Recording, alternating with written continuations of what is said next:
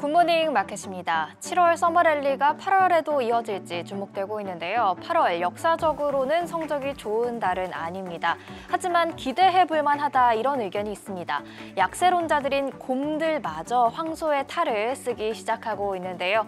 굿모닝 마켓으로 8월을 준비해 보시죠. 뉴욕 증시 8월 첫 거래일 혼조세로 마감을 했습니다. 지수 보시면 다우지수 소폭 강세를 보였지만 나스닥과 S&P 500 지수 하락 마감을 했죠. 기업 실적과 경제 지표를 소화하면서 한숨 쉬어가는 모습이었습니다. 이날 시장이 주목한 경제 지표는 두 가지입니다. 먼저 시장이 반기지 않은 소식은 미 공급관리협회의 제조업 구매관리자 지수입니다. 7월 46.4%로 전월 46%에서 소폭 올랐지만 여전히 확장과 위축의 경계선인 50을 하회했습니다. 9개월 연속 위축 국면에 머물고 있는데요. 연착륙을 기대하고 있는 시장의 이런 제조업 위축 소식은 좋은 소식은 아니었겠죠. 반면 반개의 뉴스가 있었다면 노동시장 과열이 싣고 있다는 겁니다. 노동부의 구인 이직 보고서에 따르면 6월 미국의 구인 규모는 958만 2천 명으로 5월보다 소폭 감소했고요. 팩트셋 전망치 970만 명도 하회했습니다. 6월 수치는 2021년 4월 이후 최저치이기도 합니다. 또 6월 감원 규모는 153만 명가량으로 5월 대비 역시나 소폭 감소했습니다. 팬데믹 이전과 비교하면 구인 규모가 여전히 크기 때문에 노동시장 아직도 강하지만요. 연준이 원하는 것처럼 조금씩은 씻고 있는데요. 시장이 원하는 골디락스를 가리키고 있다라는 분석도 나와 있습니다. 이번 주 고용지표들 대거 예정이 되어 있죠. 연이어서 나오는 고용지표들도 이렇게 골디락스를 의미할지 지켜보셔야겠습니다. 아이러니한 건 골디락스를 의미하는 고용지표가 나왔는데도 불구하고 시장이 환호하진 않았다는 겁니다. 아마 이미 9월 금리 동결 가능성이 이렇게 높을 것을 이미 반영하고 있기 때문에 기준금리에 영향을 줄 수 있는 지표보다는 기업 실적에 반응한 것이 아닐까 싶습니다.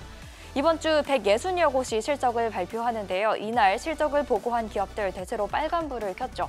캐터필러는 호실적을 기록하면서 주가 8.85% 급등세를 보였습니다. 52주 신고가였는데요. 반면 머크는 예상보다 적은 손실과 예상치를 상회한 매출에도 불구하고 1% 넘게 내렸습니다. 7월부터 하락세가 계속 이어지는 중이고요. 화이자의 2분기 실적도 코로나 관련 매출 급감의 영향을 받으면서 1.25% 내렸습니다.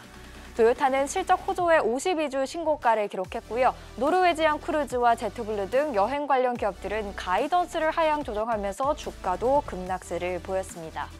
한편 팩트셋에 따르면 지금까지 82%가 호실적을 기록했는데요. 예상보다는 양호합니다. 노동시장 과열도 싣고 있고 기업 실적도 예상보다는 좋으니까 8월에도 서머 랠리가 이어질까요?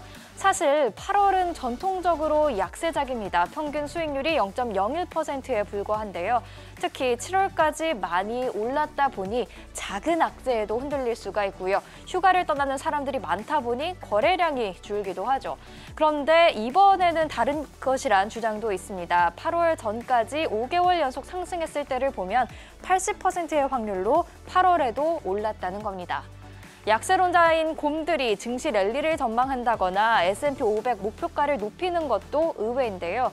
대표적인 약세론자 마이클 윌슨 모건슬리 최고 투자 책임자가 올해 S&P 500 지수가 29%가량 올랐던 2019년 랠리를 재현할 수 있다고 주장했던 거나 시티그룹이 S&P 500 목표가를 높인 데 이어서 오펜하이머의 수석 투자 전략가도 강세장이 내년까지 이어질 것이라고 전망했습니다.